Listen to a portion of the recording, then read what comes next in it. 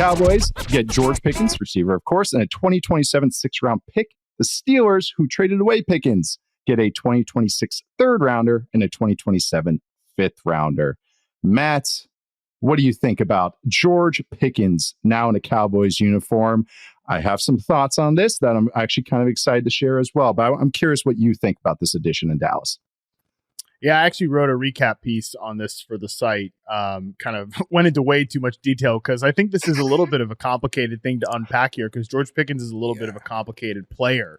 Number one, though, let me just say off the top, like I like the trade for Dallas, and I think you can like the trade for Dallas while also acknowledging.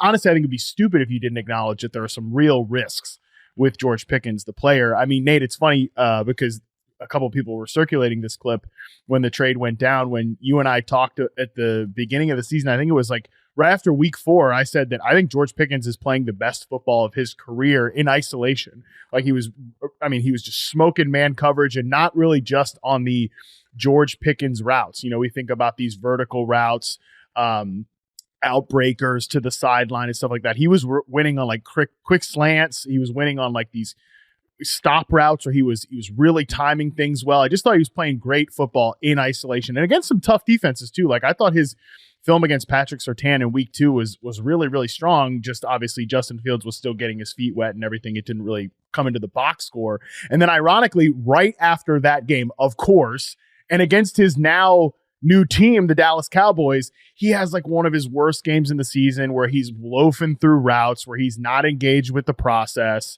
When plays aren't going his way, he's just kind of out there doing his own thing. He plays like sub 60% of the snaps. It's kind of, he's just back to his old ways. Then he has a great stretch of games against the during the Russell Wilson part of the season. He misses 3 games. He comes back. He has another game on Christmas Day where his effort is being brought into question. Yeah. He goes catchless in week 18 against the Cincinnati Bengals. 2 drops, multiple miscues at the catch point. And then he has 1 catch for 8 yards, an offensive pass interference penalty in the blowout loss in the first half against the Baltimore Ravens. So that's kind of the roller coaster that the Steelers were on with George Pickens. And I'm on record with this like since the end of the season and especially after the combine before the DK Metcalf trade. I thought that Pickens was not coming back to this team this year. So I'm not surprised that he got dealt. A little surprised it happened after the draft, but we can get into all that. So again, I think it's instructive to view the trade that way because the Steelers decided we want off this ride, but the Cowboys decided we want on this ride because he so perfectly fits the exact need that they have for a vertical X receiver, 3.16 yards per route run against man coverage the last 2 years. That trails only Nico Collins, CeeDee Lamb, AJ Brown. Like the things that he is good at, he is really, really good at when he is fully engaged with the rest of the offense and everything that's going around him. So that's sort of, again, the roller coaster ride that the Cowboys are choosing to get on. And I like the bet for them for a 3rd round pick. Totally like it. Totally get it. But I think you do have to acknowledge that there are some, like, there's a reason a 24-year-old receiver who's theoretically in his prime is available in the month of May. And those are all the reasons why. Yeah. He's getting banged up. Oh, yeah. I was going to ask you, Charles. Continue. But remember, he was getting banged up, and also it was like his on-off splits were the most important thing for the Steelers. You became like one of the most important players for the Steelers. At the same time, they're like over him. Yeah, conundrum there. But Charles, what were you going to say? I think even the Cowboys' compensation here suggests they're thinking, well, we'll see how this year goes, because what they're kind of doing is like passing up a comp pick from like 2027. So they'll trade the 3rd to the Steelers this year. See what happens with George. If he's good, you keep him. If he's not good enough, then maybe you walk and you get like a 4th round comp pick the following year. So they're definitely protecting themselves here. And I think it's interesting from a point where George was disengaged as the number 1 guy in this offense, right? Yeah. And I get it.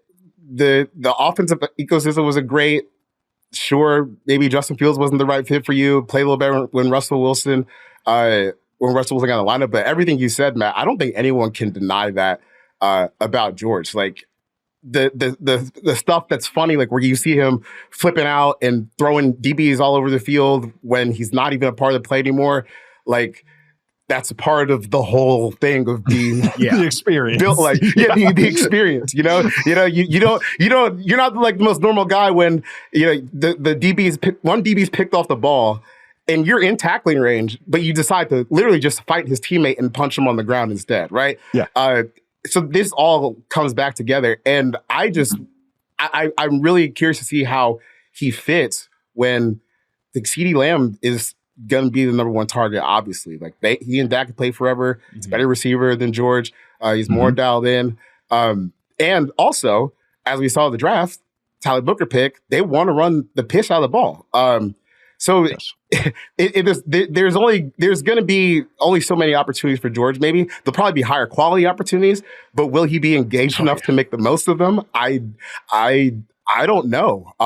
And I think that's kind of sad because on paper, like you tell me Dak, CeeDee, and someone who like just is as talented as Pickens, that sounds like a good passing game to me. But you got to put his brain in the picture, and I just kind of I get nervous for this where he's not going to get the production that he wants. He's not going to get more targets than CeeDee Lamb, and I just don't think that that's going to fly for a team that really did like fight their ass off in the back half of the season. Like we talked about it during the year. Micah Parsons was freaking out at those losses, even though they didn't have a chance to get to the playoffs. That's kind of like the culture that got built in that locker room.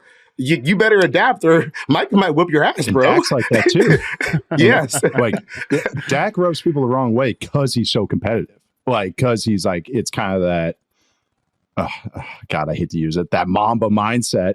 But it's like, why should I give you the ball if you're not working as hard as I am? Like, he kind of has that, and that can rub people the wrong way. The thing is with like Pickens, it's like one man's terrorist is another man's X receiver. That's kind of how I feel. It's like the Steelers like, yeah, enough of this. But the Cowboys are going like, well, we've needed this for a while now since Gallup got hurt. Like they've needed this X receiver that can win stop routes. Like I keep coming back to it. You even mentioned the stop routes, Matt, that Pickens was good on in Pittsburgh, is because Dak Prescott is addicted to throwing stop routes. Like he loves static routes where he thinks he can win with ball placement. And that's because of the offense that he was introduced to in the NFL when they had Kellen Moore, that type of offense that features those. Most offenses have evolved from that. And Dak's like, no, I still want them. I still want these stop routes. So stop route is like a 9 to 12 yard hitch, basically, is what you're running a go and then you stop. And Dak loves those ISO throws. CeeDee is good on those, but that's not the best skill set for CeeDee. And if you have CeeDee as that ISO guy doing it, it kind of limits the rest of your offense because you want CeeDee in the slot and you want him being a power slot, and it can bump out to Z and do some flanker stuff. But that's where he thrives in the movement, getting some yak, bouncing off a tackle, going to work on the middle of the field and just being that nice big body in the middle. So that's where I do like this. This is actually where I was getting interested in the Tetairoa McMillan maybe going to the Cowboys, because of the exact same things. They need an X. They need a guy that can be a stop route ball winner, back shoulder ball winner. And this makes sense. It's the same type of role, even if I think McMillan was a much better prospect than Pickens. Same type of role. And I just think the Cowboys need this. The costs, we'll see, kind of going off what you said, Charles. It's a rental, but rental to buy, lease to buy kind of thing here, which it's a little rich, but this is the Cowboys. This is where they're at right now. You have CeeDee, Micah Parsons, and Dak Prescott. And you got a lot of good there. And then now when in totality, you look at what they did in the draft, this makes a lot of sense. And I actually really like it. Do you guys have any thoughts of what the Steelers can maybe do next, Matt? Or like any thoughts that like, do you like where the Steelers are at? Say they, okay, and hypothetically, they sign Aaron Rodgers, which is just like what it seems like. What do you envision this offense looking like without Pickens? And do you think that is a good thing, bad thing, middling thing? I mean, Charles is over there. I know. I got you one more over here, Charles. Charles getting a nice inhale there. So like he pumped his shin like Peter Griffin. Caleb Johnson, you better go take out a nice life insurance policy, my guy, because it's about to get rough over there.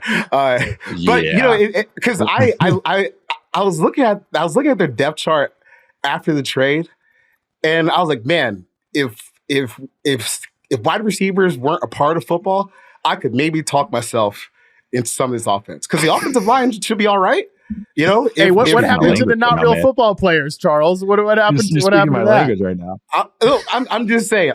If you just ignore the skill players, right? It's not it's not bad, right? Because we like Caleb Johnson. We talked about him a bunch the past month. We know the Steelers' offensive line before they all just got decimated with injuries last year. They're playing pretty well. We'll see what happens with Roderick Jones at left tackle. But the receivers past DK, it's like, is Robert Woods really going to be a wide receiver too in 2025? They're gonna have to trade for someone. I don't know. Maybe you go get someone off the Packers depth chart now. They picked Matthew Golden.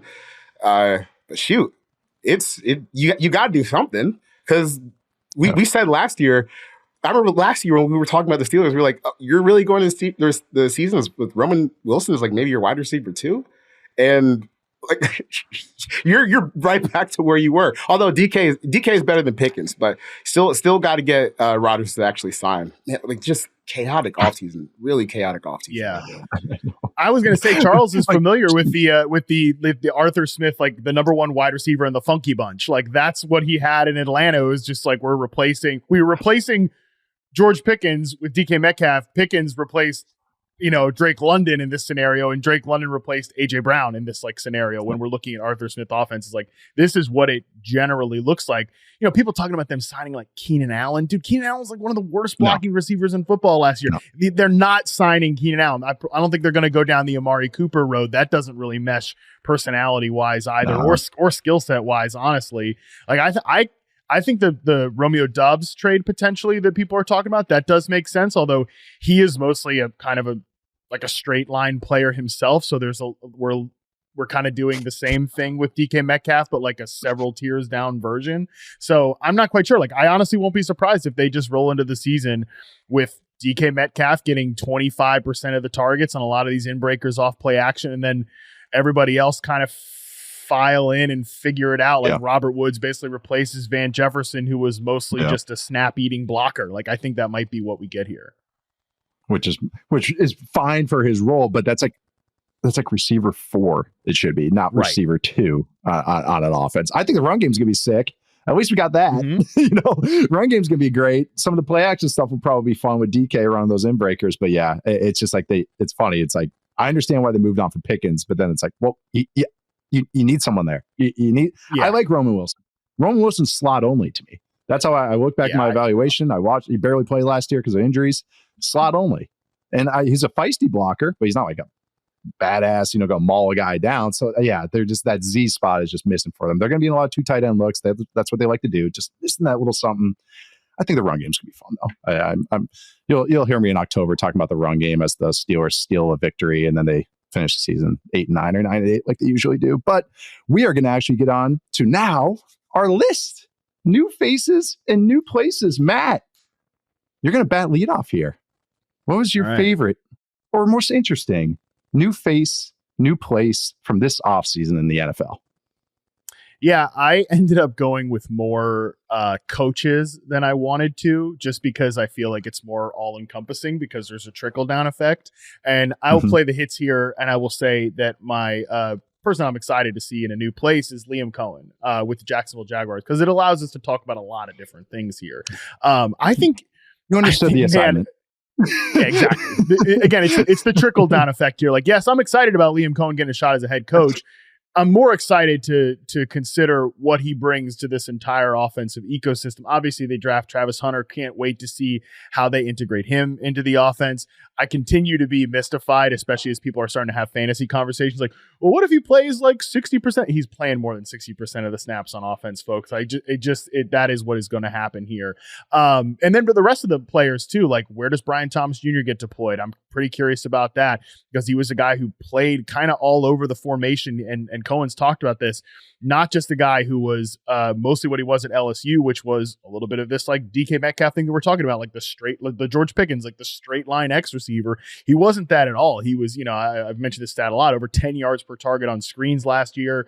The Bucs screen game was awesome. I think they could use Travis Hunter on a lot of these screen concepts as well. So just interested to see that, especially then what Trevor Lawrence becomes in this offense, because I think people have forgotten what we were talking or how we were talking about Baker Mayfield prior to his arrival in Tampa Bay as just a complete first overall flameout and a guy who, fell on his face with the Carolina Panthers to the point that he was released and then played with that kind of whatever forgettable 2022 Rams team. Like, he was more down bad than whatever you think like down bad is for Trevor right now. Baker was worse, and he was an incredibly productive player for Liam Cohen's Tampa Bay Buccaneers last year. And then finally, and this is the thing people have not talked about enough with the Jacksonville Jaguars under the Doug Peterson era, their run game stunk. I mean, it was horrible. I went back and looked at this when I thought, like, okay, are they drafting Ashton Genty? They were 29th in rushing success rate under Doug Peterson's watch. They were one of the 5 worst run games for a 3-year stretch. And if what we saw last year in Tampa Bay is any indication, and some of the investments that they made across the line, Patrick McCarry, Robert Hainsey at center, I think this run game is going to look a lot better. So big trickle-down effect here for Liam Cohen, I think, has to be mentioned as a player. Or as a coach, I'm excited to see in a lot of players and how they get used. Confidence is just so important for all of us, but athletes especially. And a guy, especially Baker, was who, like, his number one attribute was his confidence and competitiveness. Like, those were his calling cards. So it is kind of funny to see Baker, those last days with Cleveland were bad, drifting in the pocket, throwing double coverage, just trying to make plays one after another. So that's a great point to bring up. Like, Cohen, like, rebuild his confidence. Like, that offense really kind of picked up, and you could see him get more confident in ripping those throws, the Sterling Shepard out routes that we have to mention once a month. But no, I think that's a great point with the Jags offense too, is that Liam Cohen he has a lot of Sean McVay in that offense. It's kind of a hybrid offense. And even if you look at the coaching staff, it's going to be a little bit of hybrid, but that means it's more of an at-you run game than a zone run game. There's zone in there, but more just direct and more at you. That's going to build confidence with that run game. And then on top of it, like you said, all the screen stuff that complements off of it.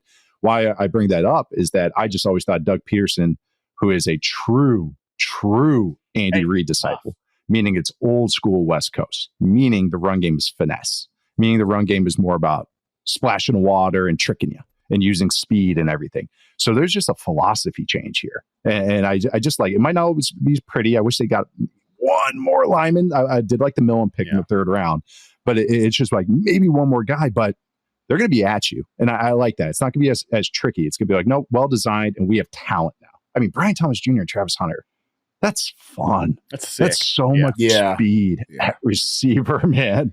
Charles, what do you think about Liam Cohen, the Jags? Because it is one of those where it's like, I've been kind of I wouldn't say lukewarm, but kind of like tempering my expectations. But now as I'm really envisioning it and seeing how excited they are, it could be spicy. Well, the thing that I think is giving people pause, maybe me pause, is like, I like the idea of all of this, right?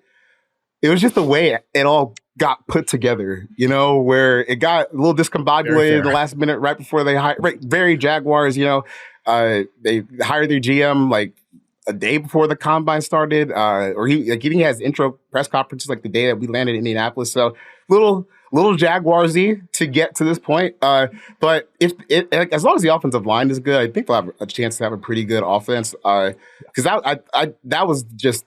that just took their offense to such a consistent level last year where, if you have the injuries that they had at receiver, you can kind of flip your offense on the fly because you can keep everyone upright and move people up front. It's kind of a big deal in football. So as long as they can just improve from where they were last year up front, I think they'll have a pretty good offense. And then we'll see what his plan is for Brian Thompson and Travis Hunter. But at least you saw last year on the fly, he can come up with a new plan that works. And obviously, Travis, they talked about it after the draft. They're going to have a pretty big plan for him to looks like they're going to try and play both ways. Maybe start offense, and then they're going to do the special stuff on defense. But the defensive coordinator, she's on board, so I'm interested to see what's going on with it. Because at least he was creative enough last year where he's going to think and try instead of just trying to put the square peg in the round hole. Yeah, and they're really excited about Brent Strange. So I'm curious to see how they use him. I actually like the tight end room a lot. They got some dirty work guys. Yeah, I think this is gonna be a nice revamped offense, which I think we were pretty bullish on. But like you said, Charles, a little bit, it's like I guess he's September, and then I'm be like, okay, this is how you're doing it. Okay, cool. But like I am optimistic. It's just I just have to see it a little bit. But Charles, on to you. What was your first favorite new place or new face in the new place? More Malachi Starks. with the Baltimore Ravens, just I classic. Almost went this one. So nice. they just sit there and just wait and see who ends up in their lap every year. And now you have Malachi Starks with Kyle Hamilton, which is it's just such an awesome pairing. I thought people got down a little bit too hard on Malachi maybe after the combine last year, but it's just hard to look away from like 3 years of good tape. Starting as a freshman on a national championship team that had 1 million first-round picks on it. He was like the renaissance player for Georgia's defense over the past few years, where you need him to do a little bit of everything, and he was able to do a little bit of everything, and that's what we've described the Ravens defense has over the past couple seasons. So I think it's going to give them a lot of positional flexibility on the back end, and they really needed an upgrade at safety anyways. Marcus Williams banged up, another guy used to be. Darius Washington, a little small for the position. So I think him moving back to that third safety role is probably a little bit more productive for him. And now you get a starter, you get some depth. So I really like this as one of their final pieces, kind of build out this safety room after they move on from Marcus Williams.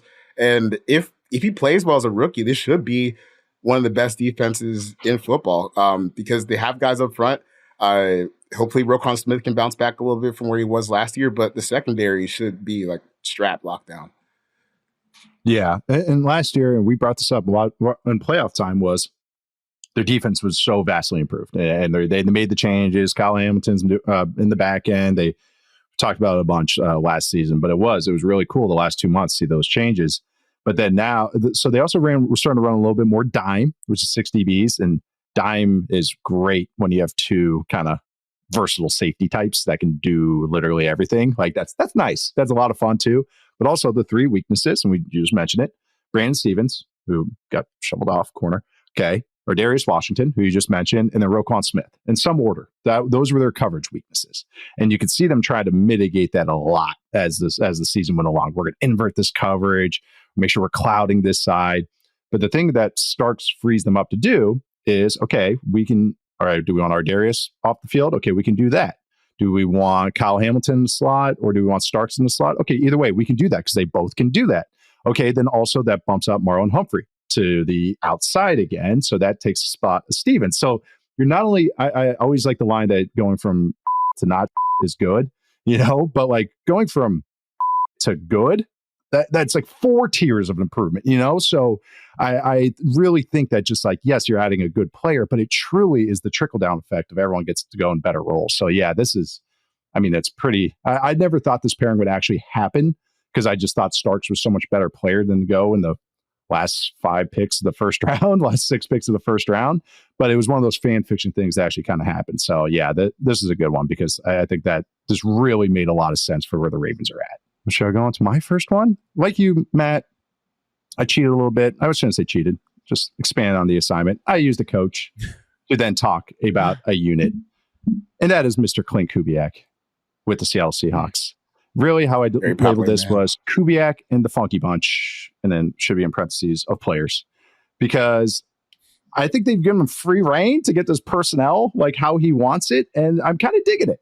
So it is. So they drafted Gray Zabel. It is Zabel, Charles. You kept throwing me a lifeline. So I said Zabel months ago, got corrected on a show, and I was like, well, you must know better, host who corrected me. I'm not going to name their name, but you must know better because you corrected me like that. All right, so it's Zabel. No, it's Zabel. It's Zabel. All right, so Gray Zabel, though. All right. Because I was like, what the hell is Zabel? Like, where's he from? He went to school in North Dakota, man. I was like, okay, yeah. Man, but they corrected me so quick. I was like, okay, you must know better than I do. They're like, and you're in the Midwest. So, but no, drafting him at guard makes a ton of sense. Like the value. Down long term could be the center. All good stuff. I just say Zabel again. But then Elijah Arroyo, the tight end room. Really like this. Could be a real weapon. I really wanted them to take a tight end high because of where their situation's set up. They got AJ Barner blocking. Really like that as well. Noah Fant, they'll probably move on from him after this year. But they have 2 tight end looks kind of locked up. Really like that. And just different flavors in that room that makes sense. Jalen Milroe, fun gadget QB to develop. And honestly, in an offense that actually might use them in the right way early on, as far as truly that red zone role, short yardage, the obvious comparisons to Taysom Hill role. But save Darnold some hits. Like, even though Darnold can do it, save him some hits. That's the guy. That's your starting quarterback. You don't want to do that. The receiver room, a little too much sameness with Kupp and JSN, but I do like the personality addition. MVS as the field stretcher as well. Torrey Horton, I liked him as a day 3 addition as well. But just this offensive line, I look at it is that if Christian Haynes, Christian Haynes, who they drafted last year, who I was a fan of, this is a much better offense for him because it puts him on the move and he can use his athleticism. He lacked a little lower body strength, so he could kind of get bull rushed. He's almost like a classic Shanahan guard. Really good athlete, a little bit undersized, but can really move and a really good technician and everything. So that actually, I think this is a perfect offensive fit for him. Don't have offensive tackle depth, but it's coming together for me. And I think that defense is going to be really good. That Seahawks defense ended really good last year. They bring a lot of guys back and they've dropped in some new additions. Yeah, there's some overpays and everything, but I'm liking this team a lot. Like I'm just very bullish on this Seahawks team, and maybe just the additions that they've made are all guys I like. So I'm like, yeah, stock up, let's go. But Kubiak, this offense, Darnold in there as well, it's making a lot of sense in my brain. And I think I'm encouraged about what this offense is going to be, and really with the defense as well. So Seattle Seahawks, Kubiak, and the Funky Bunch. Am I just too bullish, Charles? Or am I anything to drag down here? Because it's making sense. How many wins are you? How many wins are you expecting? I think they could be a 10-win team. 10 like 9 or 10. Yeah, the NFC West is going to be a bloodbath. Don't get me wrong. Yeah, it's going to be tough. It is. Dude, and also, I'm noticing everyone's running 2 tight ends in the NFC West. Yeah. Everybody. It's the receiverless league. Great time for the 49ers to draft a 210-pound linebacker and a 5'8" cornerback. But which is neither here nor there. But yeah, I just don't really. I don't know if they'll have like the consistent firepower. Like to me, they're like I guess 9 wins does kind of work. Because I was gonna say this team kind of reminds me of like a better version of the one that Sam played on here in the, for the Jets when Greg Williams was defensive coordinator, and they had a top 10 defense, made a lot of plays, but they couldn't score a goddamn lick. I don't expect them to be that bad, but it's just the division's so tough. Because even with like the defense that they have, you're still going to get got sometimes when you play. Obviously, what the Rams have can't fully count the 49ers offense, and then Kyler Murray's a little firecracker himself, even though they did F him up last year a couple times. So it's just going to be it's just hard to like. It's hard to project sometimes like rock fight football, because I would imagine all their games will be pretty close this year, which means you can go either way. So I think like maybe 7 to 8 wins is probably where I'd have them this year. But they'll be feisty for sure. Like I think they'll be a fun Monday watch, but maybe not the best Sunday watch. That's a good way to put it. And maybe these are teams I become suckers for every year. Yeah. It's just like, oh, you're going to do this cool scheme stuff and you have some players I like, and then they lose. So I'm like, don't worry. They're fun. They're the first ones I'm posting clips of and everything. So yeah, that's a good point. Matt, how have you thought about this kind of like their passing game kind of sorting out? Like I know after the Cooper Kupp and the MVS stuff, we talked about it briefly in the free agency period, but I kind of want to revisit it a little bit. Like, how do you think this passing game might be okay? Like JSN's role, maybe. Well, it's funny because you brought up, like, obviously, Kubiak is one of your favorite new additions. It's pretty clear the Seattle Seahawks are very high on Kubiak. I mean, because like the whole offseason has been the whole offseason has been like, how do we get everything here to fit around what Clint Kubiak wants to do, which is a little. I mean, I think Kubiak did a good job with the Saints last year, all things considered, and I was intrigued by that hire. But like we're really just reshaping the entire roster to fit the vision of our offensive coordinator. I don't know. It's probably a good idea. I just wonder if like how did he get this much cachet within the organization this quickly, and whose idea was it to hire Ryan Grubb? Because that went about as poorly as it possibly could. But I've been thinking about this a lot just with because I've been watching. I was actually just watching the Niners offense. So I was working on Ricky Pearsall, and they just, like in this scheme we get too caught up in who's the slot and who's the outside, because everything's so condensed anyways. Yeah. And I think JSN being like a condensed outside, like outside receiver off the line of scrimmage, but it's a condensed formation. He still has so much more space to operate that his slot receiver skills will translate well to being an exterior player. And I just think he's going to dramatically out-target everybody on this team, because I don't think Cooper Kupp's got that much left. And I mean, that definitely worries you, right? If you have basically one guy and then a bunch of rotating role players, unless Torrey Horton can really hit the ground running. And I like Torrey Horton too, but he's a 5th-round rookie. So I don't know. I think that part of it is maybe like a little over fretted about, but I still have plenty of questions about the ceiling of this team. And I'm kind of with Charles, that I think in the bloodbath that this division probably is, I see them more as like a 7-win team. That's a great Milrow, though. Excited for that. Yeah, excited to see just what they do. I'm excited to see what they do. You're gonna have to find some way to give him the ball just to see. Yeah, maybe he's the guy that takes off the top of the defense.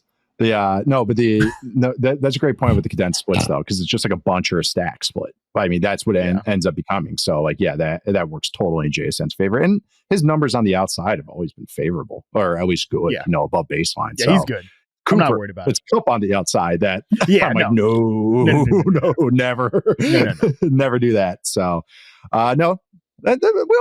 We'll revisit the Seahawks in the summer. We'll maybe have to get a little wager on them. Well, we'll have over under anyway, so yeah, we'll revisit this in the future. But we're going to take our first break, and we'll come back with a few more favorite new faces and new places. All right, we are back, and now going to Matt for his next favorite new face, new place. What do you got for us, Matt? I will stick in the NFC West there, and I'll just talk about Davante Adams, man. I mean, I kind of tried to skew away from draft prospects here because I just talk about these damn incoming rookies so long. So I kind of wanted to go back to things that happened a long time ago. Seemingly, it feels like that the Rams signed Davante Adams, and I just thought this was such a cool move for a variety of reasons. Number one, I think it allows them to do a lot of different things with both him and Puka Nacua. I feel like we talked about this when the signing happened, but Davante had some really interesting reps from the slot last year with the New York Jets. Is that allows them to not just have Puka Nacua be the primary slot player, but a slot only player. Not that he would be, but I also think for what this really brings, like for the first time in a minute, like a true X receiver to this team. I mean, the last time they had a guy playing that role effectively was Odell Beckham during the Super Bowl run, running all of like the backside routes and winning against press man coverage. I mean, that's what they wanted Allen Robinson to be. That obviously did not work out. They haven't even really tried to fill that position with anybody but like Demarcus Robinson the last few years. So I do think like they'll do some interesting things in terms of where they line him up, Davante Adams, and they'll do some slot receiver stuff. And obviously Puka's going to do so much damage off of motion that like I just said with the Seahawks example, some of the lines between who's the inside receiver, who's the outside receiver will be blurred. But what is not going to be blurred is that there's going to be a large majority of the snaps this year where Davante Adams, again, is on Matthew Stafford's backside. He's along the boundary. He's just truly a pure X receiver there in the truest sense of the form. And I think we saw enough last year from Davante in isolation. Like, he might not be peak Davante Adams, but he is definitely a guy who can still get open against press man coverage, which was a skill set that this team desperately needed, is why they moved on from Cooper Kupp, because he cannot do those things anymore. So I think this gives them one of the best receiver tandems in the NFL, in Matthew Stafford's kind of closing moments in his NFL career. And I think that addition, plus just the strength of the roster overall, makes them, I would say, the clear favorite in a division that is very crowded and is going to be very good. Yeah, I'm pretty stoked about this. This was the one overlap. So we all gave 5 answers for this, and this was the one overlap we had because this was also one of mine. Wow. But I'll share my points in 1 second. I almost put it on there, but I figured one of you guys would put it on there. Yeah. It's one of my favorite moves of the offseason. It really is. There's more to it. But Charles, why'd you almost put it on there? Because I think Davante is still good. I thought last year, like him and Aaron, they just weren't on the same page, but I thought Davante still looked fast. He still looked explosive. And I think pairing him with, at this point in his career, pairing him with another receiver like Puka, who can be a target hog, is probably going to be pretty good for him. And you're just in a much better ecosystem with Sean McVay than you were last year with whatever that was. Whatever that was. Didn't work out too well. Mordor, yeah. So you got Frodo Baggins in the cast of The Office walking to Mordor. You know, it's really was really not good over there. Alan Lazard is helping out there somewhere. Yeah, and that's like one of their prized guys. You know, and it's funny because the play. The Devontae play that sticks out to me actually was an interception by Aaron against the Steelers. And he hawked the DB down like 50 yards across the field and tackled him at the 1 yard line. I was like, okay, you can still go. And there were a lot of times too in the back half of the season where he would get naked open, like on a really nice route, and Aaron would just stale it or he wouldn't see him. So I think that. Obviously, like we were talking about with George Pickens earlier, there's going to be more quality targets in this offense. There's going to be a good plan for him, better ecosystem, quarterback's good. So I really like this. And I really also just love Sean McVay's commitment to playing big boy, grown man football.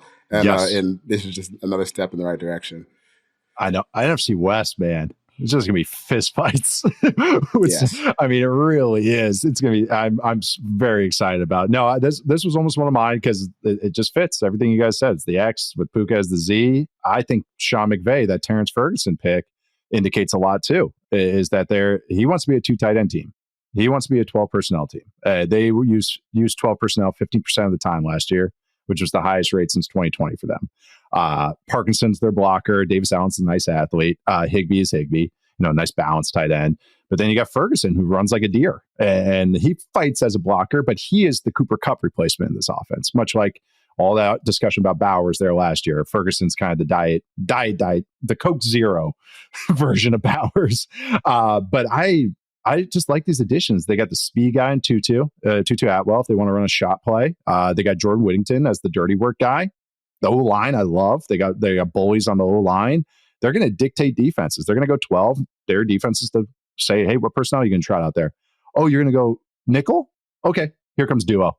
And we're just going to run it down your throat. Oh, okay, now you want to go sub? Or now you want to go base against us? All right, now we're going to throw a Puka with one of these tight ends with Devontae Adams beating you one-on-one.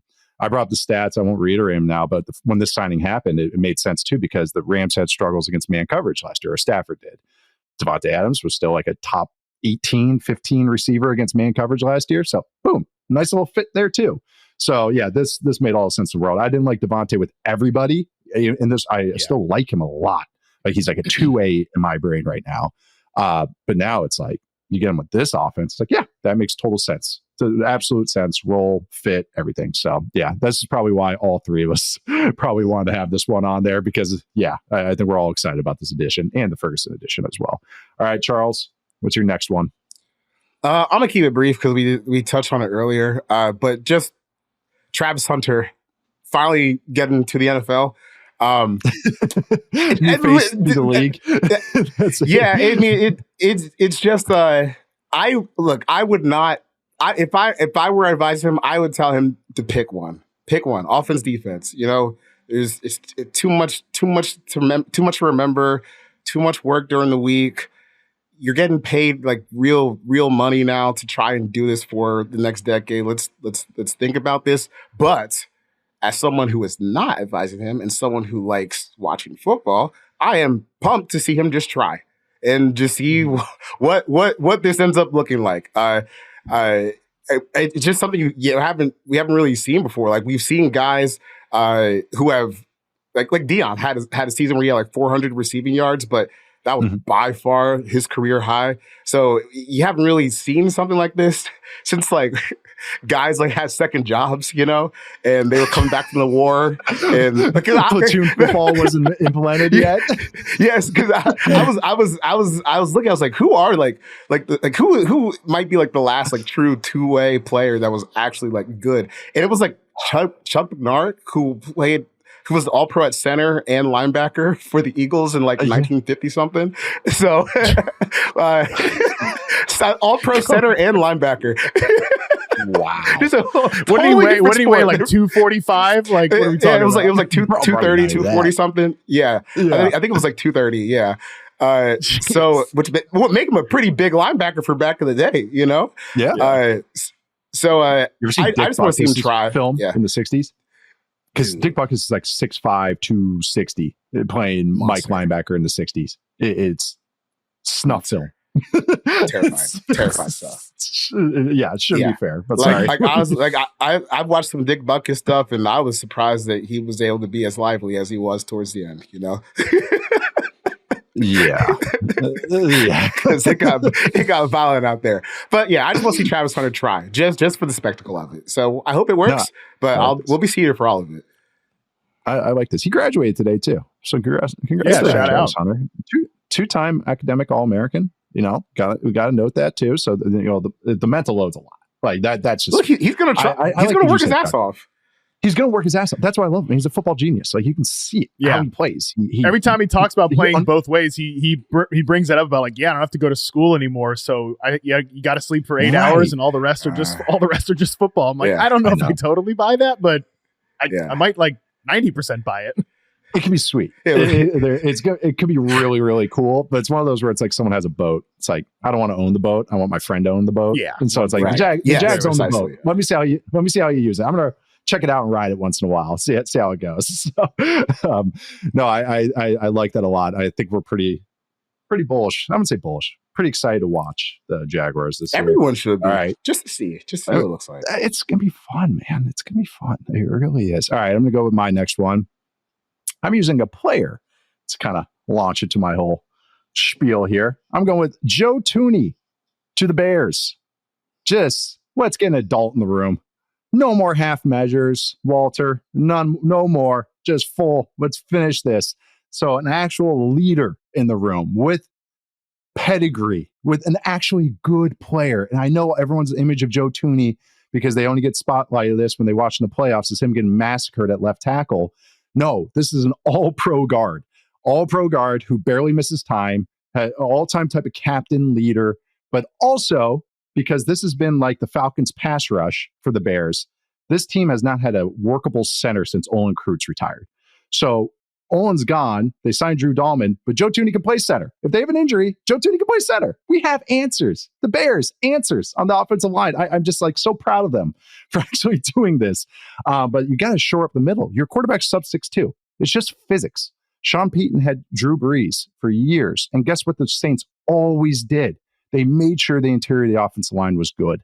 Like that's what they always did. They traded Jimmy Graham for a center at one point to make sure that interior of the offensive line was good. And I just think there's so many comparisons with Ben Johnson and Sean Payton. Maybe not direct, but again, they are part of the same tree in a way. But I just think this is going to be a zone team, a little boot-heavy team, play-action-heavy team, which really is a lot like the 2000s, the aughts Saints with early Drew Brees. Jonah Jackson, of course, is a tone setter, but I just really like what they're doing with that interior. And even the guy that they drafted in the second round, Ozzie Trapilo, I like him too as a swing tackle that they can maybe develop into a starter at one of the bookends. And they got him at the right range. They're not saying, hey, you have to start right away like this team has done in the past with their day two offensive linemen. It's like a plan. It's not going to be always perfect this year, but at least I believe in this plan as opposed to some of the ideas they've had in the past. Oh, yeah, Nate Davis. Oh, yeah, Shelton Coleman. It's like, okay, I recognize those names too, guys, but like they can't play. So like, they have starting experience, but they can't play. Sam Mustipher. I shouldn't know these centers' names, but I do because they are so atrocious. And on top of it, they added Colson Loveland at tight end, which I really like that selection. So yeah, just the Bears' offensive beef with Joe Thuney kind of leading the charge. And it's not just the on-field stuff. It's just the versatility, the break glass in case of emergency, and just, on-field play and leadership. So really excited about this. And this is one of my more favorite signings and more, it wasn't signings, trades. Just one more favorite moves from this offseason, just what the Bears are doing in totality. Yeah, I had Ben Johnson on my list just to encompass like the Bears, So like we skip mine. Like that was my next one was Ben Johnson to the Bears, just because I think there's so many people. Like it was just such a disaster last year. Because I hate myself. Like the first thing I wanted to do when I was like, all right, I got to start charting these year two wide receivers for reception perception. I was such a big Rome Odunze fan that was the first thing I decided to do, was to revisit the 2024 Bears offense, and it's just been a minute. So I was like, wow, this really was horrifying from like every level. Like the pass protection from a player talent standpoint in the interior wasn't good. The plans weren't good. Just the overall environment for Caleb Williams was atrocious. I think they put so much on his plate too, which, at times was like, oh, this is really encouraging. But at the same time, you're also overloading a rookie quarterback who, kind of like, I like Caleb Williams overall, but we all know he's got a tendency to want to play off script. I think he does great stuff when he's in structure. Putting so much on him in a horrible environment basically leaned into some of his worst tendencies. None of the receivers were maximized. Keenan Allen's sucking up a bunch of volume there and not doing a lot with it. DJ Moore's pissed off. Roma Dunze's like wasted on these downfield routes. So I'm just excited. I don't really know. I don't have a lot of clarity on how people are going to get used here, but the fact that I think Ben Johnson showing like, all right, I'm attacking the offensive line with like a lot of what I'd call like creative solutions there in terms of we're trading for Joe Thuney. We're obviously going heavy on Drew Dahlman, getting Trapilo in the draft, in addition to bringing his boy from Detroit over from the Rams. Like I liked that. And then honestly, him coming out there and saying, we put some people on notice in terms of taking Colson Loveland and Luther Burton. And it's not hard to figure out who he's talking about with those picks. I think that actually made me more bullish on him as like a serious person. And I think this offense needed some serious help. So I'm with you, Nate, that the Thuney thing was a big part of like trickling down from Ben Johnson, what I'm excited to see this year. Yeah. Just look like a football team again. Just look like a football team again, man. It got away from you last year. It really did. But this is it's looking like a more credible operation this time around. Like you said, they got a plan. Just get it done. Like we've been saying this for like 20 years, man. Just get it done, please. I'm liking it all. Like the Dennis Allen. I like it. It like, looks good. It looks good. Yeah. Yeah. And there's a great point about putting people on notice too, because that's the thing is the Cole Kmet experience has been frustrating for me as an outsider, but I know he's a team favorite. But then Ben Johnson comes in and just goes, prove it. And it's like, okay, yeah, there we go. That is team's talking. I'm like, okay, but I like that. They're not just going, no one gets grandfathered in. You guys weren't winning. Yeah. Why should you get grandfathered in? Prove it. You got to prove your spot. I like that a lot. So that's why. So nice little tag team here on the Bears. So Charles, what is your next favorite new face, new place? I went with Laramie Tunsil and Josh Connolly taking over the offensive tackle jobs in Washington. I thought it was interesting that they made these big swings at offensive tackle. Just considering the success they had last year, I thought that maybe they would have invested a little more in the defense, or maybe a little differently in the defense, but it's never bad to go out and try to get upgrades along the offensive line. And as long as, like, the Laramie Tunsil thing is, I go kind of back and forth on him. I think as long as he doesn't have, 17, 18 penalties again this year, you're fine with that trade. Because I do think he's taking a bit of a step back, but still starter quality, like when you're looking at the whole package. And then we got Connolly on the right side, who we were all pretty bullish on. So like you're stabilizing that offensive line for Jaden, which is I think it's a smart play. And I also think it's a very self-aware move where you're looking at Jaden like, okay, you're going to take some hits.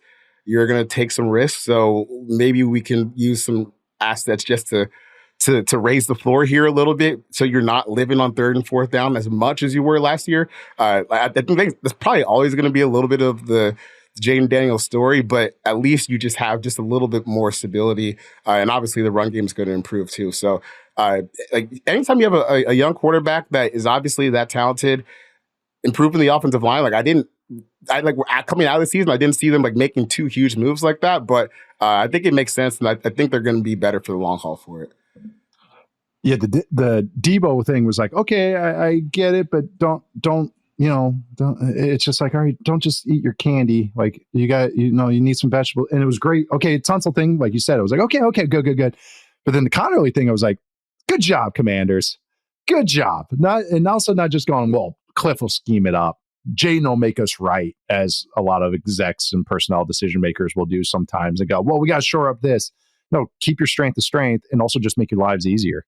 And maybe it's just because I love Connerly as well, and I just like this draft pick a lot. And also, I like they got Trey Amos. Talking about the defense, the whole defense is a different discussion, but at least Amos over there is a nice pick as well. But I'm with you on this one, Chuck. I really like that both of these moves here because they needed beef, and also you want to protect the franchise, and Jane Daniels is the franchise, so this is a good long-term thing as well as short-term thing, I think, as well.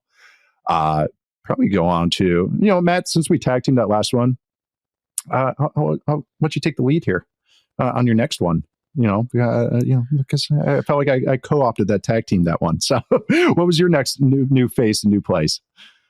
Sure. I'm also maybe playing to your hits here. I'm excited to see Josh McDaniels at the head of the Patriots offense because I think it's, again, an adult in the room when he's not the head coach as the offensive coordinator for Drake May and the boys over there. I mean, again, another disorganized, nonsensical offense last year. I think conceptually Alex Van Pelt did some fine stuff, just like typical, nothing crazy innovative, pretty standard NFL stuff. But I think you could see all throughout, the offensive line was talent deficient, and so was the receiver room.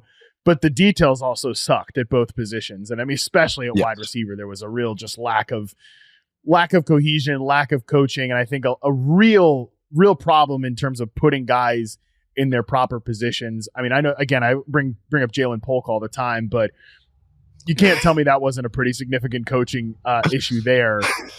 Beyond that, catch the ball. Catch the ball, yeah, dude. like catch the ball. Like catch the ball, also block. I mean, he was one of the worst. I mean, it's on my to-do list, so I'll take care of it for you. It's pretty rough in the first chapter of the season, I'll tell you that.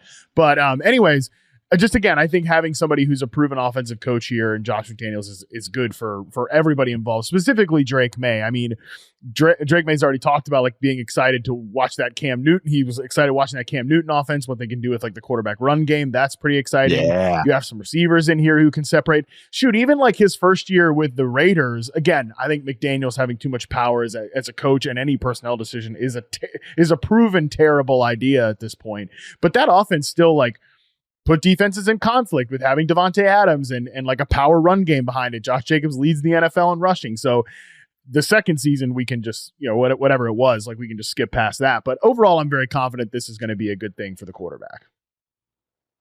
Yeah. Like you said, adult in the room. And he is.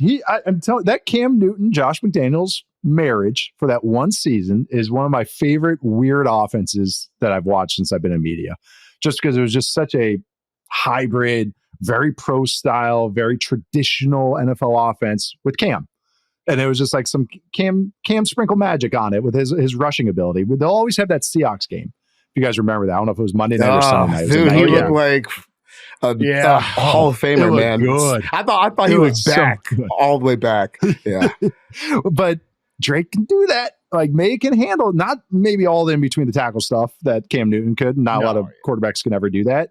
But there's some stuff. There's some movement stuff, and there's going to be an at-you run game. The Kyle Williams edition is one of my favorite draft picks, not only just because I like the player, but it made a lot of sense for what the Patriots needed, speed, outside ability. I'm with you. Adults in the room, got some offensive lineman beef. It's going to look okay. Charles, the Patriots over-under right now is at 7.5. What are you taking? 7.5 wins, I should say. Maybe slightly under. I think they just need a little bit more juice. And I think the offensive line, like, it's better. But easy schedule. Is it good? Yeah, easy schedule, but it's just another 50-50 coin flip team. What I do want to see from them, that. Yeah, I want to see just more playmaking from them on defense too, like in the front seven. Because I just thought they like, obviously when you lose Barmore, Bentley gets hurt, it's going to be tough. But I because we were high on the defense last year. It's they got some pieces. I just think it's still a little bit of work in progress. But that division is not that difficult, especially if you can get past Miami and they implode this year. Yeah, I guess 7 wins sounds about right. Okay. Not even talk about the Jets. I might be in 8 wins for them though. They're maybe a year away from that unless May just goes supernova. Non-zero chance. I'll move on to my next one, and this is just a draft pick.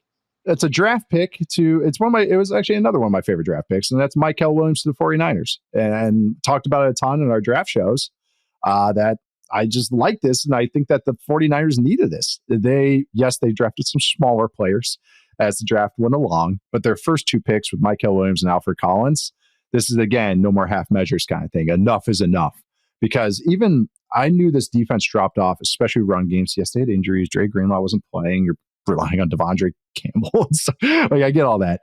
But I just think this is Mykel Williams is the perfect complement for Nick Bosa. And it's something I said draft night, said draft recap show, all this stuff. But upside as a pass rusher, yes. But he's going to enter the league as a plus run defender, like a very good run defender. And I am positive of that, with a chance to be one of the best in the league at 21 years old right now, with a developing pass rush game, but he doesn't need to be the ace. That's what's great. But you look even statistically at how far this 49ers run defense has fallen. That has been the big weakness of this entire defense. They're going to play soft boxes. They rely a lot on Fred Warner staying clean, reading the runs, everyone just mucking it up and making the tackle. That's worked a lot. They've been able to do these type of defenses, and they're going to keep doing it under Robert Saleh. But that run defense just kept dropping. So in 2019, when they made the Super Bowl run, lost to the Chiefs, shout out Jimmy G, the EPA per rush, 9th in the league. 2020, 9th. 2021, 1st. 2022, 2nd. All right. Let's bring in the gravedigger, Javon Hargrave, who's a gap shooter. Let's just get all speed on the defensive line. 2023, 28th in the EPA per rush allowed. 2024, 28th in the EPA per rush allowed. They were 31st in the second half of the season, only better than the Panthers, who, that was a bad defense last year. They were 22nd in the second half of the season, rushing suplex. I changed sex rate, by the way, Matt, to suplex. That's success rate plus explosive play rate. Oh, that's a shame. It's suplex rate now. I know. And then they had the lowest stuff rate since 2019. And then the last one, because this is again, this defense wanted to get to third down. So, and this is a stat that we always talk about too, Charles, is average distance to go on third down. Okay. Last year, 6.3 yards allowed to distance to go on third down for offenses, 30th in the NFL. Their previous low was 6.9. So it's over a half-yard difference from their lowest low before that. 2019, they were 4th. 2020, 15th. 2021, 10th. 2022, 3rd. All right. Here comes the downslope. 19th in 2023, 30th in 2024. So again, it's just you see and feel this whole defense, because that was such a big thing. It was, I always just say they dared you to take nickels and dimes, and then they just turned them into pennies. Do you remember even the Cowboys matchups in the playoffs? Like they just smothered the run game and smothered it all. They just lost that calling card. So I just love Mykel Williams as kind of indicative of what they're trying to go for, even if they couldn't help themselves later in the draft. I just love this pick. I really, really do. And so I just want to reiterate it here for the 40th time.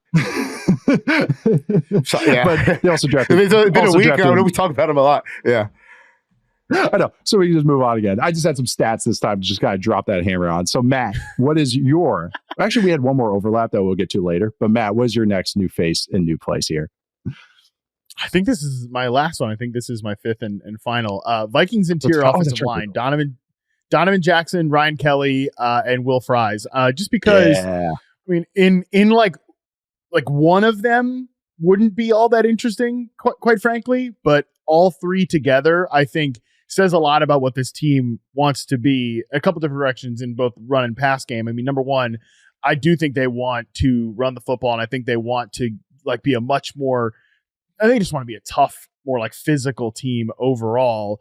They also added, in addition to bringing back Aaron Jones on a 2-year deal, they also added Jordan Mason from the San Francisco 49ers, a move I had kind of forgotten about. But then, he's on a 2-year deal, and I think he actually complements Jones really well. If anything happens to Jones, he's also a guy that we've seen with the 49ers last year. You can make him a number one back and give him a lot of work. And, you can do the typical zone stuff with him, but I think you can also get, with these big offensive linemen, you can also run more gap concepts as well, which is, I think, Kevin O'Connell's been kind of chasing that over the last few years. So that's pretty interesting to see that part of it.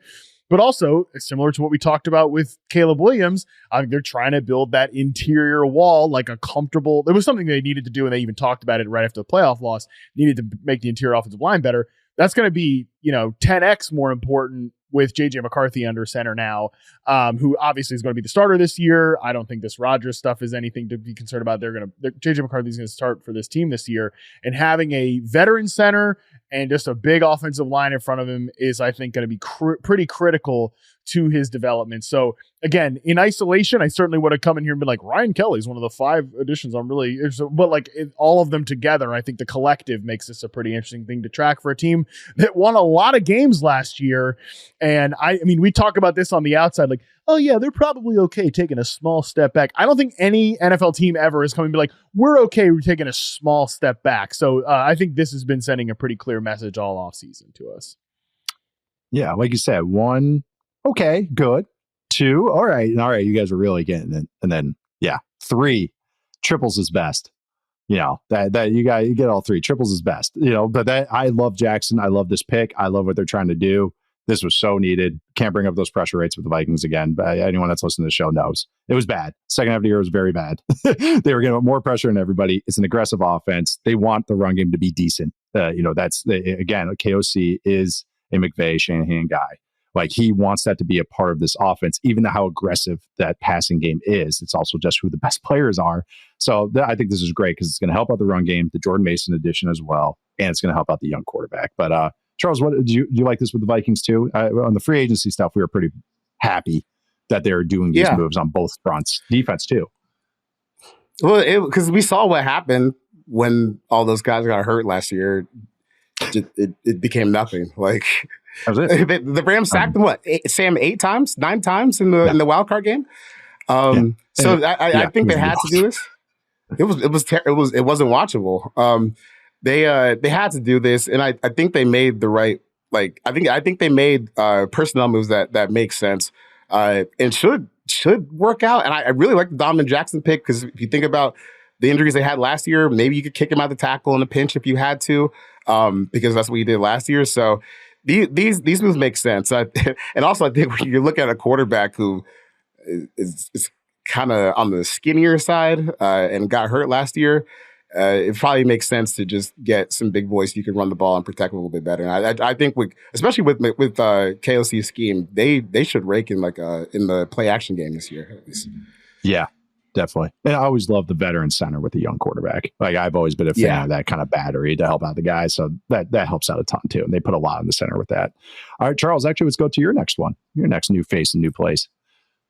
I actually went in the opposite direction. It's not really positive, but I went with the Houston Texans offensive line. Okay. And what prompted this is I was talking to one of my friends a little more casual about this stuff. He's like, man, I kind of thought that the Texans were going to draft offensive line in round 1. And I was like, dude, they've added 4 or 5 guys. Like, they don't, you only have so many spots on the roster. And then we look through it, and he's like, wait, these guys suck though. Like, yeah, they do. Right. They are new. There it is.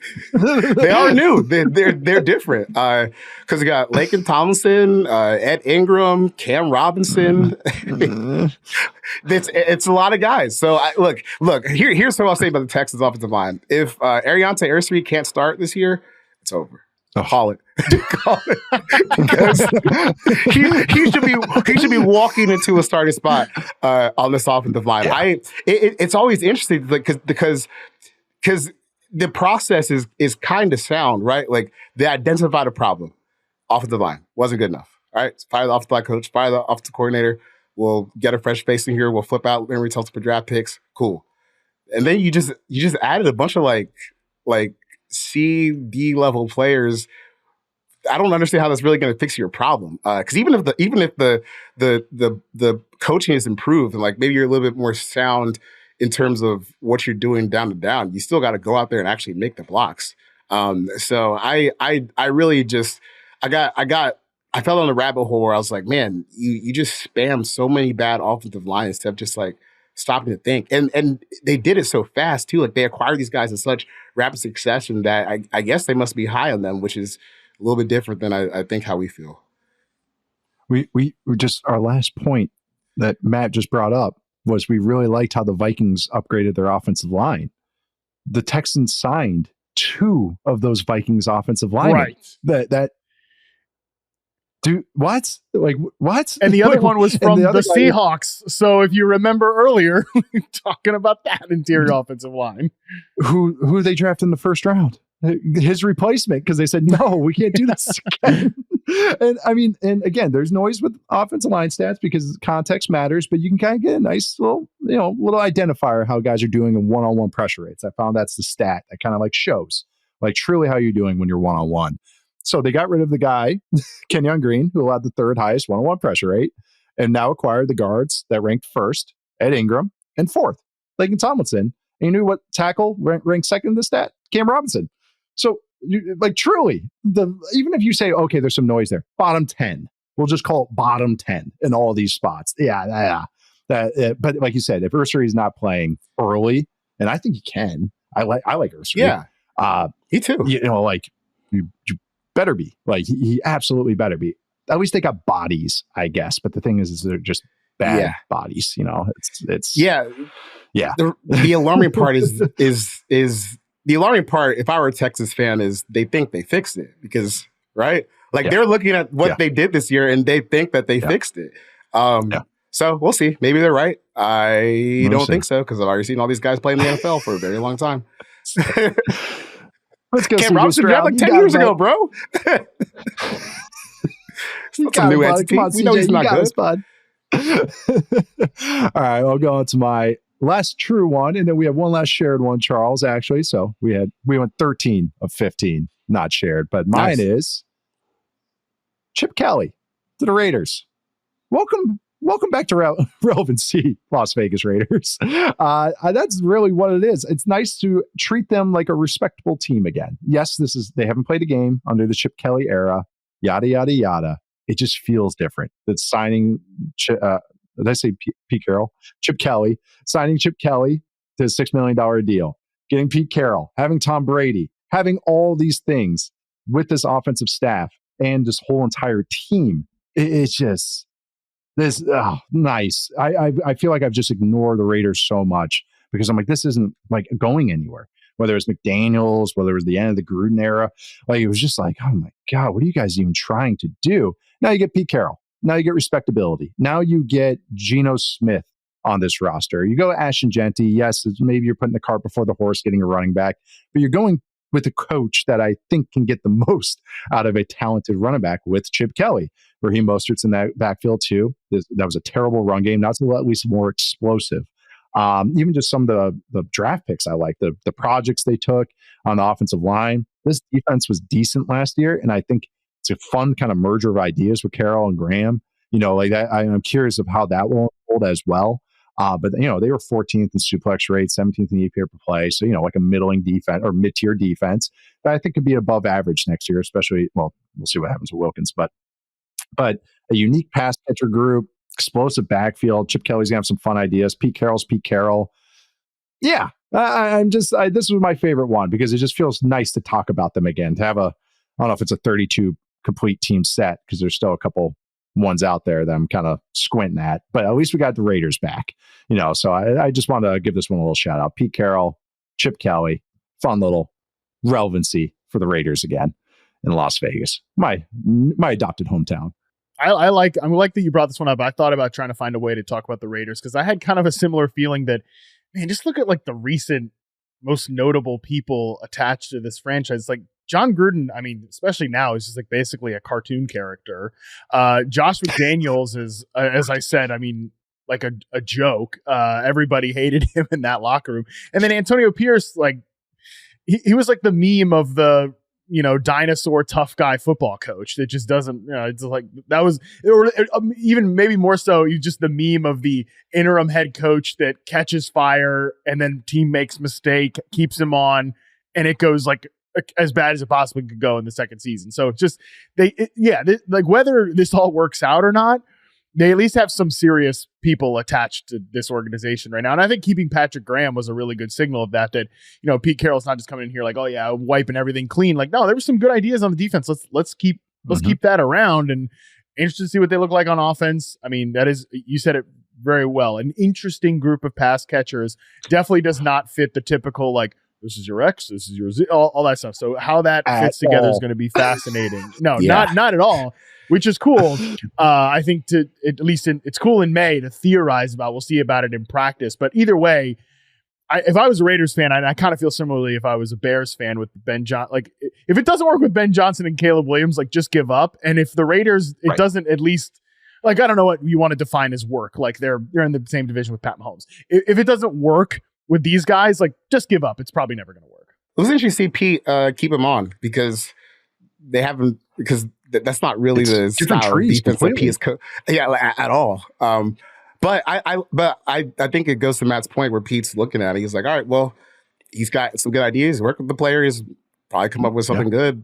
And even if not, he already showed he can handle it himself, which is probably pretty good for a coach in his 70s, we already got someone who knows to be a CEO again. Yeah, because that was the thing is in Seattle, they had the brain drain, that part of the Legion boom gets a lot of guys jobs. And you could tell at the end there when, he got rid of Kenny Norton and the last couple of years of that defense, you could tell he got more hands on. And I'm sure a 70-year-old was kind of going like, all right, I don't really feel like game planning, guys. I feel like just motivating and, it's saying some fun stories to the media and stuff, not so much like I want to get my hands dirty with this game planning stuff. And but tied into this, I think Josh McDaniels, when you hear the term Peter Principle, it should just be a picture of Josh McDaniels right there. Everyone gets promoted until they get promoted too far. And that's Josh McDaniels right there too. So, Charles, let's bring us home. We're sharing this one, but I'm going to let you take the lead here. What was your last favorite new face in a new place? And I do think this is a positive one as opposed to the Texans one. Yeah, this is a good one. The Broncos, I guess just kind of taking care of the spine of their defense. Yeah. That wild card game, that was bad. It was bad news. The Ravens game, that was bad news. They're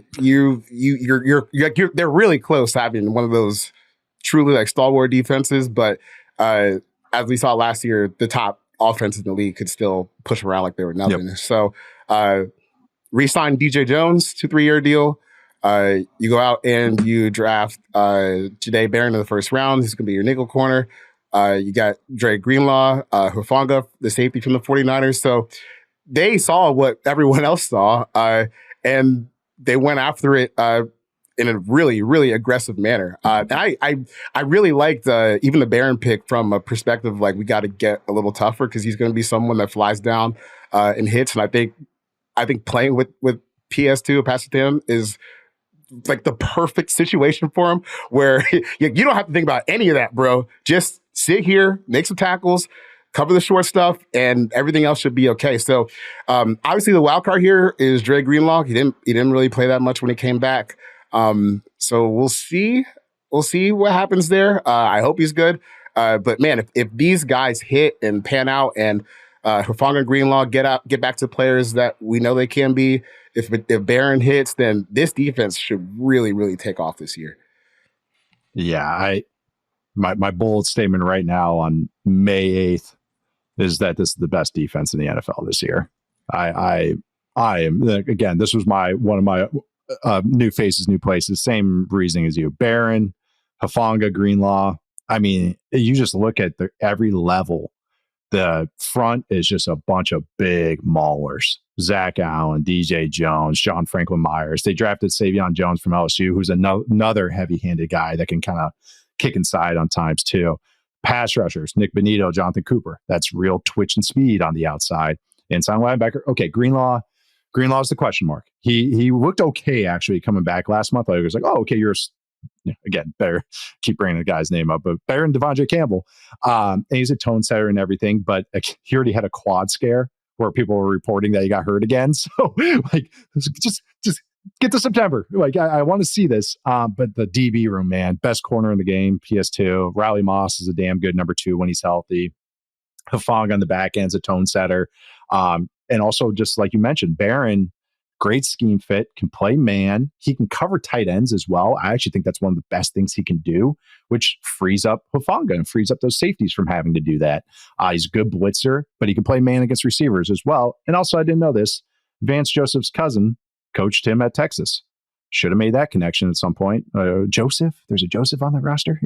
Cousin, a little different. But again, there's just a lot to like here, and I'm very excited about this defense. So that's why this was one of mine as well. But actually, Matt, we'll flip it real quick. What'd you think about the Broncos offense now that you have maybe Pat Bryant there? Those new additions. Have you marinated on that at all, or you still kind of feel the same? I took Bo Nix in the 8th round of our first fantasy staff mock draft, because that's something you want to do in May. And I took Bo Nix. I was like, I still don't really know how all these pieces. I get paid to do this, so I can't really complain too much about doing a mock draft in May. It wasn't my choice, Charles. Something my boss asked me to do. I'll say it for you. Thank you. I appreciate it. But no, so I ended up taking Bo Nix because I don't really know how all these pieces are going to fit together, but I think it's going to fit into something pretty cool. And I love the defense as well. That's what makes me really interested in the offense, especially because I think the defense is going to keep them in really good, positive down and distance situations. So how RJ Harvey hits the ground running is going to be pretty critical to that run game, because we've talked about this 1,000 times on this show. This run game is ready to be maximized. Is RJ Harvey that guy? Sean Payton believes it. He's in love with him. Pat Bryant, he went a little earlier than I thought he was going to go, but he does fit exactly what Sean Payton looks for in that bigger body. Yeah. I said Tim Patrick style receiver. He said Michael Thomas. I don't know if I believe that Pat Bryant's going to be the next Michael Thomas, but I do think more than anybody. Exactly. Same. Yeah, right. Again, in that sort of bucket of receiver, Tim Patrick, Marcus Colston, that, it works really well.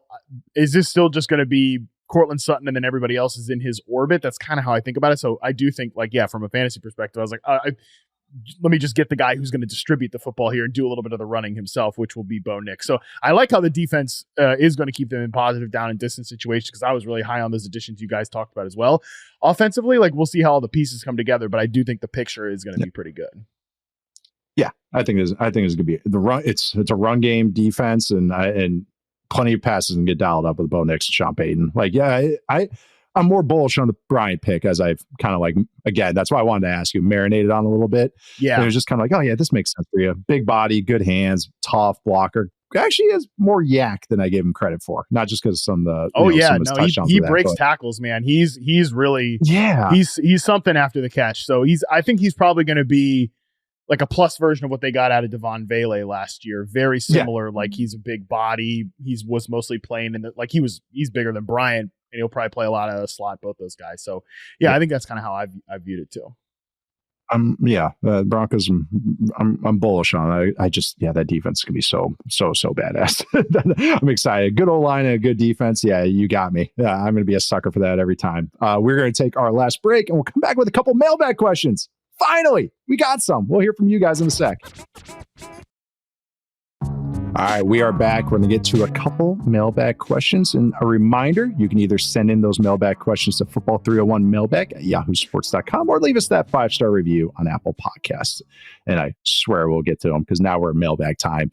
All right, first off, we got Austin here, who asked, "Team, thank you for all you do. Football 301 is so amazing." Thank you, Austin. Nate said Abdul Carter had very, very good bend, but not elite bend. God, you gotta love those details between very, very good and elite, huh? The question from Austin, though, is who has the most elite bend for edges in the NFL currently, and the most elite bend ever that you've ever seen? Charles, do you ever seen Von Miller? Anyone that comes to mind? Von Miller. Von Miller. That's what came to mind to me. Go watch the Texas A&M highlights. Yep. He was detaching the top half of his body from the bottom half of his body to get around guys. It was disgusting. That's number one. Scraping his ear on the ground. Yeah, literally. And never going Gumby mode, never losing balance. It was ridiculous. Yep. Number one right now, though, that's a good question. I know. I was trying to really think on this too. I'm about to look up Brian Burns. Brian Burns is good. Yeah, that's a good one. Burns Brian is a good example. He's not a complete player, but like he will come screaming, bending off that edge. That's for damn sure. Yeah, because all the other guys, like Garrett Parsons. Parsons would probably be the answer, even if that's like not the first thing you think about with him. But I mean, we're kind of in a little bit of a dearth of like bendy edge rushers, and we've got a lot of like power. Like there's a lot of power guys out there right now. Yeah, because they don't teach these boys how to rush the passer anymore. Yeah, power. 3 down. You ain't just Jared Verse run through you. That's it. Hey, you're 240. Be a 4-eye and take on this double team. Have fun. Actually, we just mentioned McDonald's up there too. Yeah. Actually, Nick Benito has some bend. I would say he's the bendiest guy in the league, but he actually has some as well. God, man. Yeah. No, that's actually a good question to think about currently because so many of these guys right now are more power based and everything. But Von Miller's the guy that comes to mind. The other guy that was a freak bend guy, Julius Peppers, like at 280, 290, he could do things that you couldn't even fathom. So, and I've seen this reminds me of another one I could think of. Yeah, this reminds me of a draft crush that I had a few years ago. And when I go back and look at his clips, I still don't feel wrong. Kamoko Toure, this defensive end from Rutgers a while back, he had crazy I remember that around the edge, but it just never clicked for him in the NFL. But dude, him getting around the edge, it was a sight to see. But he just wasn't that good. I don't know. Yeah, I was held out on him for years. That's a really good. I should remember as soon as you said his name, it was like boop. Because I even remember the turf. Like where that old Rutgers green turf is like greener than others. Yeah. So that's what came to mind when you said his name. So like the turf is green, a different shade of green, like whatever. I don't know what it is, but theirs is a different shade of green. So I can picture it right away whenever someone says Rutgers. I know. No, that's a good question. Daniil Hunter's got some bend, but he's more of a technician kind of stuff. He's like a junk ball pitcher a little bit, and Trey Hendrickson's more of a technician as well and speed guy. So yeah, no, I like this question for scouting scale. The one I've been on, it's 2 to 8, like baseball or anything. 8 is the top of the scale, but they say that 9 is rare. And if you ever give a 9, that's the guy that sets the scale. And for me, it's Von Miller. Von Miller sets the scale of bend, so that he's the 9 of this category for me. So I like this question though. All right, next one, another Austin Knapp. In light of Ben Johnson saying 80% of the time in the NFL, it works every time, the team with the higher passing game EPA wins the game. What is the best path / structure to get higher passing game EPA in today's NFL? Matt, you want to take this one as I think about it for a second? Yeah, but don't get your quarterback sacked a billion times would be number one. Don't get your quarterback sacked. Sacks take a lot away from EPA. Obviously, that would be the biggest thing. So, and by the way, we talked about the Bears earlier in the show. Let's build that interior offensive line around Caleb Williams. That's number one. I would also, don't waste first down plays either. That's a pretty critical part of this too. And that's really where I'm interested to see like Ben Johnson from a play calling perspective, because you look, again, they built the offensive line. That's good. They've done like nothing at running back, man. And, everybody expected them to replace DeAndre Swift because of him and Ben Johnson's like past in Detroit and how he was like booted out of there. Maybe Ben Johnson wasn't the guy who decided to boot DeAndre Swift out of there. And also like, I wonder how much of we have a physical ground game. We're built off that. Was that more like Dan Campbell and Brad Holmes and not Ben Johnson? Because this team with DeAndre Swift as the lead back and like we got Roshan Johnson and, all these other guys, they're not really equipped to like run the ball a lot, especially on early downs. So I bet we see this team have one of the highest neutral pass rates on early downs and again, that can, if you're not getting your quarterback sacked, if you're just getting positive plays on first down from a passing perspective, you're getting then in favorable second and long type second and short type situations. You're not in third and longs. You cannot, you like start to break the cycle of bad EPA, because you think about these teams that they run the ball on first down. Then they get themselves like, all right, well, now we got to pass the ball. It's an incompletion. Now we're in a third and long situation, or we run the ball or we take a sack on first down. Well, we got to run the ball to like gain some yards back. Then we're in third and long. Like you got to kind of stay ahead of the sticks here a little bit. I think that that's where I'm really interested to see where this Bears offense looks like, using them in particular. But yeah, number one to me is don't get your quarterback sacked a bunch and stay in positive down and distance situations. I have a number 3. Tell Kevin Warren to do his damn job and get a dome on the stadium. Come on now. It can't be a full coincidence that.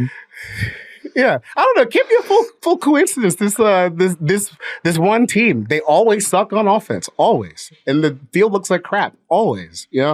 But I think everything that Matt said there is right. Yeah, it is real. It's real. Watch Rams Bears last year and watch that win, and want to know why it didn't feel like it? Because you got 2 quarterbacks that can freaking cut through the wind with their arms, and Caleb Williams and Matt Stafford. But any other quarterback, a mere mortal, that ball's flying out.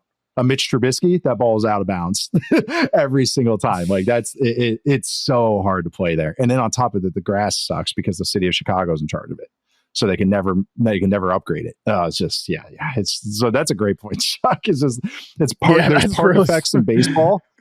There are, but there should be park effects in football too. It's like, you're playing the Superdome field turf. Oh yeah. All right, we got to knock you down because that's offense friendly, But yeah, no, this is a great point. But sacks, I'm glad you brought that up, Matt, because teams lose more EPA on sacks than anyone thinks, and teams are getting sacked more because these quarterbacks are athletic. The defense and the pass rush is so much more aggressive now and so much better now that sacks and preventing sacks has become more important than ever. So that's a great point. And honestly, like multiple sacks can make you lose more EPA in a game than one interception, than one turnover. And yes, the turnover is impactful. You don't possess the ball anymore. But if you take 3 sacks in the game, you technically are losing more from those. But really, it's funny. Like EPA does reflect, in a way, the old coaching adages of what's the most important things, because this is stuff that boosts expected points anyways. Situational football, meaning third down, red zone, and explosives. How do you gain explosives? Because explosives will jump your EPA up. If we're expecting you to get a little bit here and you get a lot of it, that's going to bust. That's a lot of expected points you just added. So those are just classic football adages. So it's an explosive passing game, mitigating sacks, and then red zone, third down. So just to kind of continue on your thought there, Matt, because I do think what the Bears are trying to do does speak to what that is. Like, be it there's efficient, there's explosive. You want to be efficient on the ground, explosive through the air. And that is funny that it's kind of been that way since the 90s. And it's kind of coming back in full right now because that's what defenses are daring you to find. So fun question, though. I like this. It's something I've marinated on a lot is how damaging sacks are. So I'm glad we got to kind of revisit this. Great questions. Again, if you want to send those in, football301 mailbag at yahoosports.com, or leave us that 5-star review on Apple Podcasts. We're going to be getting to a few of those over the next couple of weeks. We're closing it out today, though. We're on a once-a-week schedule. We'll be back in a week next Thursday as well. I am Nate Tice. You can find me at Nate_Tice. That is Charles McDonald at 4Verts. That is Matt Harmon at Matt Harmon_BYB. That's a correction. We'll be back next Wednesday. That's right. We're doing Wednesday pods from now on, just to get in your ears a little bit earlier. But Charles, Matt, I'll start with you. What are you working on right now? You just did a piece, and I wish I could think of it off the top of my head. Did you do Travis Hunter? Oh, yeah. I did. Oh, yeah. I did write about Travis Hunter. Did you write about Travis Hunter, Matt? Okay. No. I did like last week. I kind of forgot that was last week. That was last week. Together. I wrote about Travis Hunter. The week after the draft is always kind of interesting from a content perspective because you don't really want to do anything, but rookie minicamp is starting anyway. So I was looking, I was like, man, what is interesting about rookie minicamp? I was like, Travis Hunter is interesting. I was like, he might be the only interesting thing, actually, because I don't give a crap about rookie minicamp. And then I was like, wait, is this the most interesting rookie minicamp of all time? So that's what I wrote. Is it the most interesting rookie camp of all time? I think it is because we're talking about it at all. I'm trying to even think. Yeah, I can't think of anyone else. Probably I don't know if interesting, but most news was freaking Tim Tebow maybe when he went to Denver, right? When he was signed somewhere else. Those kind of Tebow-esque mini camps because that's all the reps he was getting.